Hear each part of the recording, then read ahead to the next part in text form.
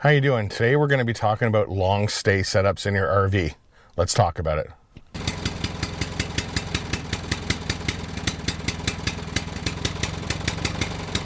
Welcome back to the channel. If it's your first time showing up, great to see you.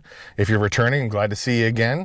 Today we're going to continue on with the RV series, and today we're talking about long-term stays. Long-term stays can be anywhere from 2 weeks to 6 months. A lot of snowbirds that head down to avoid the chills of winter head down to Florida or other sunny destinations for 6 months to avoid the winter. So you're going to be setting up your rig down there for a long period of time. There's so many little tips and tricks when it comes to full-time setups. I'm just going to pick a few of my my big ones, I guess, and these are the ones I get asked a lot, like, you know, if I'm going somewhere for a long period of time, how do you do this, or what way do you guys do that? So I'll just go through a few of mine. I think I'll do this as a top 5. Why not? So number one, you know, of course, no order of appearance is more important than other. You know, I mean, it's just 5 points. Okay. So the biggest thing is take your time. When you get to your RV park after you've done your travel days and you get down to your long-term stay park, take your time getting into your site. You've got lots of time. There is no hurry. I obviously highly recommend you get there, you know, later than 3 o'clock, to stick with the rule of 3. Get there around 3 o'clock, and then it gives you lots of time to set up your rig, to back it in, to drive it in, whatever you got to do. You know, and it gives you lots of opportunity to make things perfect the way you want them for your rig setup. Not necessarily like your rugs and your chairs and stuff like that, but leveling off, making sure your rig is straight, make sure there's enough room at the front of your site for your truck to park or your car or whatever. So I would take your time. If you do arrive at your park late, there's no hurry to get that thing set up. Pull in, set it up like a short stay, go to bed, and the next day, you got all the time in the world, set it up the way you want it. That's just how I do it. Number 2, I'd fully set up my living space as soon as I can the next day, and then it gives you time to walk around, set up your rugs, set up your chairs, you know, make sure your awning shade, you know, fits on and it can be zipped on, or whatever type of outdoor stuff you got. You can clean up your, you know, how your hoses are laid out and your cables. If the place has got cable and you've got like cable TV cables going places, well, then you can roll them up and make them all neat and tidy. Same with your water hoses, your sewer hoses, all that kind of stuff. You can do that next day, kind of clean up your site, and then once it's done, it's done. You don't have to think about it anymore. Number 3, as soon as I get to my long-term park and I'm all set up, I give all my tanks a really good flush. My gray tanks and my black tank. I get them cleaned up nice, run a ton of water through them, you know, get all the stuff out of them so you're starting kind of fresh. Also, when it comes to tanks, sorry, I also, there's a big bee flying around.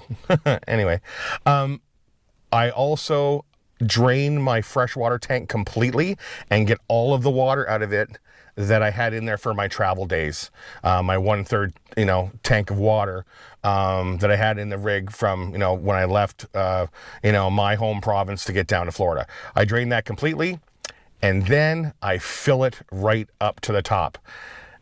I've been doing this for 5 years, and I've been thankful every time I've done it, because it seems like not every trip, but every second trip, something happens in the park that we're at where a water line gets cut or a pipe gets burst or something, and the park has no water for a day. If your fresh tank is full, you have all the water that you need for 3, 4, 5 days. It doesn't matter that there's a problem in the park. You just turn your water pump on and carry on, right? So highly recommend, once your freshwater tank is drained out, fill it back up with fresh water.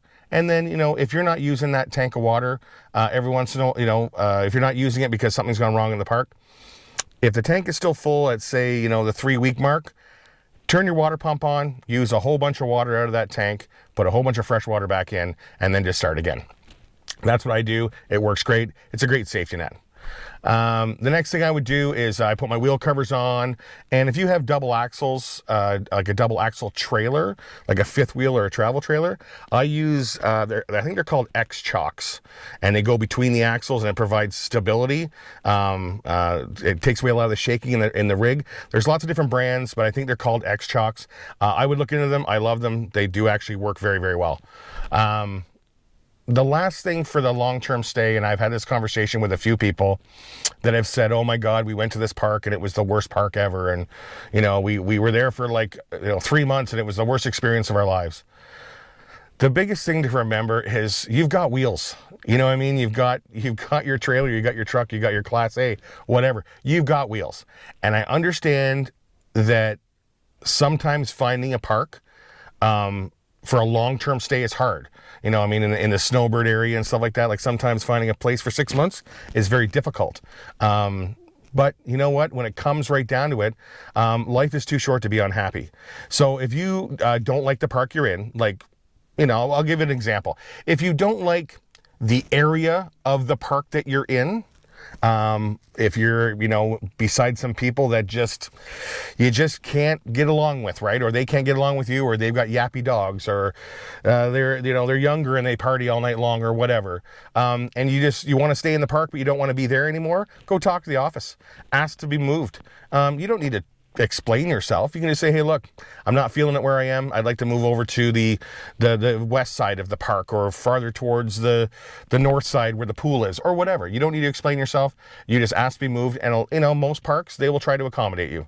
If the park itself is just not what you were expecting and the pictures definitely lied to you, then you know what? Do your research, find a new spot, pack up, and head out. You know, I mean, life is way, way, way too short to be unhappy, you know, doing what you want to enjoy, doing your snowbird thing or doing your long-term stay. So that's what I would do. So that's my top 5 long-term stay tips and tricks. Hopefully some of them work for you.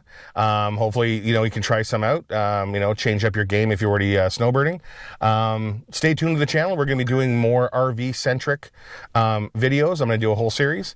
And who knows, maybe we'll see you on the road. Have a great day.